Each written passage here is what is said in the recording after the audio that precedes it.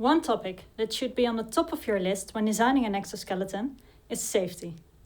Having an exoskeleton is nice and being able to actuate it is nice, but if you cannot do that in a safe way, you cannot use it. Therefore, in this video, I will talk all about the safety measures we have taken in our exoskeleton. The motors in the exoskeleton are able to generate a lot of power. You can imagine that would be necessary, as the exoskeleton has to move both its own weight and the weight of the pilot. But you can also imagine that when not used right, this power can do a lot of damage. Fortunately, I can give you no examples of things going really wrong, but that is because we take a lot of precautions to prevent it. Safety measures are integrated all over our exoskeleton, both in the hardware and the software. The most visible thing would be the emergency button, that can be pressed when anything goes wrong and disables the high voltage power supply to the motors. The whole frame is designed in such a way that the pilot does not end up in an uncomfortable position. But there are also several less visible safety measures. Each joint houses a temperature sensor, for example, that shuts down the joints in case of overheating. And after we've designed the gate, several checks are carried out by the software. This is to ensure the different components of the gates connect and the gate trajectories do not exceed the maximum speed and acceleration of the joints. Moreover, we have something called a state machine. Visually, you can see this as a mind map within the software, in which the transitions between gates are established.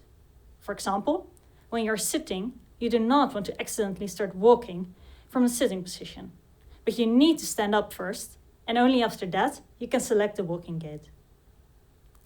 A last very important safety measure I want to discuss is the protection of the range of motion of the pilot and the exoskeleton. The range of motion of each joint is tailored to the range of motion of our pilot and is first and foremost restricted by software end stops.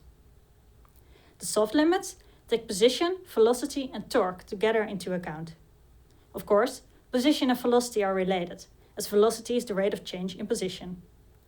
Torque is the rotational equivalent of force. It is the force that causes an object to rotate and is directly related to the angular acceleration, alpha. Simply said, the soft limits state how fast the joint is allowed to move at each position. If the current joint position is halfway through the range of motion of the joint is allowed to move with maximum speed, but the closer you are to the limits, the less velocity is allowed.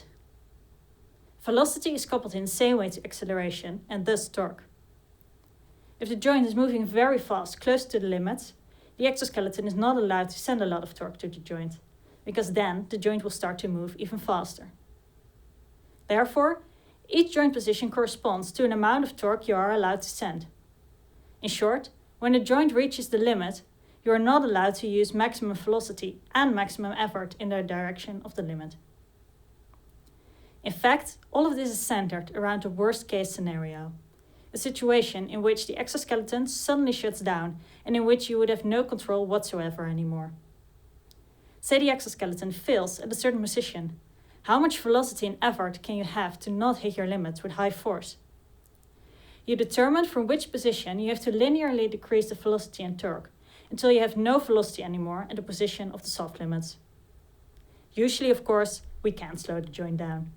But in this way, we can guarantee the system is always safe if the exoskeleton suddenly shuts down.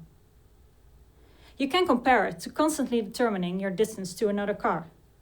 If you drive at a certain distance behind another car, how much distance should you keep to not hit that car if the car suddenly stops and you can't hit the brakes anymore?